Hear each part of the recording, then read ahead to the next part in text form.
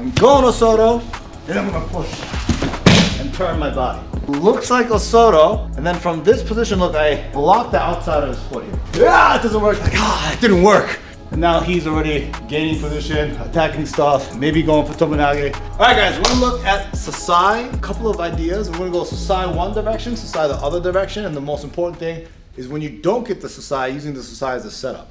Okay, go to judotv.com, discount code Shintaro. I'm here with Sensei Brian Glick. He has a YouTube channel, amazing jiu-jitsu. Os. Os.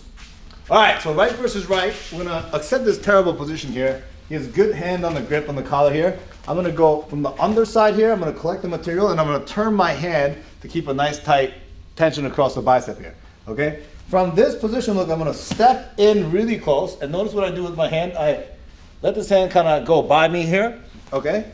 Very important. It looks like Osoto, and then from this position, look, I rotate my body. It's very important that I keep my hips really close, and I block the outside of his foot here, right? I block the foot on the outside, right, by turning my foot inwards here.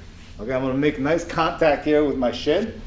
As I do so, I'm gonna bring this elbow down, tight to my lat, and this hand is gonna go pushing in the circle behind me here, okay, behind my ball.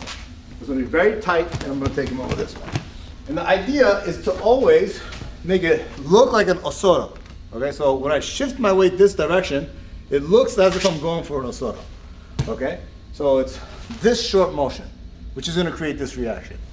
Okay, I'm going Osoto, and I'm gonna push and turn my body. Okay, and the thing that's really important here is that if you don't time it correctly, right, it may not work, but as he's stepping out, I have to keep this leg planted, and then I could go into my Osoto cross body. Okay, so coming out of the Osoto is sort of the Sasae. It's kind of like the second part of the game. You can't expect the first attack to work all the time, and the moment you're like, all right, I'm gonna fake Osoto, then go Sasae. Yeah, it doesn't work. Like, it didn't work. And now he's already gaining position, attacking stuff, maybe going for Tomonage. That's never a good thing. Okay, so now we're gonna look at Sasae going the opposite direction. Similar idea, he's gonna have good hand position, okay? I'm gonna go to this direction, but I'm gonna use a little bit of a different setup. I'm gonna step behind here and I'm gonna make it look like I'm gonna go Ochi here. It looks like a traditional Ochi, but instead of actually hooking the leg, I'm gonna bowl this knee outward and then bump his leg, okay? And now from here, look, I pull and I drive this elbow around his back and then attack lead leg with the opposite leg. Okay? So it doesn't look like a regular Ochi where I hook this leg, because now it's very difficult for me to go turn it to the Sasae. It looks like an Ochi, but I'm gonna turn my knee and bump. Okay?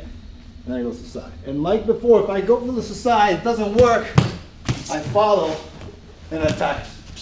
I bump, Sasae, pivot, right? And so now I'm in a good position to go into maybe Ochi, etc., etc. So Sasae to the right, Sasae to the left, stuff to do after Sasae. And you can kind of pepper in Sasae as well and reverse the order where you show Sasae to make him aware of the Sasae, right?